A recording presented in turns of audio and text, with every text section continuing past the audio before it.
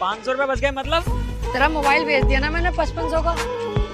5-5 हजार डाल रहे हैं हम सब, तो 500 तो तेरे बच गए ना। अबे साले चूतिया झांटू, तू पागल है? कौन है हाथी के भोसड़े? तूने मेरा इतना महंगा मोबाइल बेच दिया। कितने काम का सिम था उसमें, 2 GB की चिप भी थी। साले अब तो साले और कहाँ से लाता मैं पैसे? मोबाइल बेचना पड़ा तेरा, तू इतना अच्छा थोड़ी है सड़ा हुए कि तेरे पैसे मैं दूंगा अपनी जेब से। और रही बात मोबाइल की, मोबाइल तो ले हम भी अपने यहीं रखेंगे गाड़ी में, हम भी ना लेके जाएंगे, पिकनिक खराब होती है मोबाइलों से। मैंने इस चक्कर में बेच दिया तो पैसों का भी काम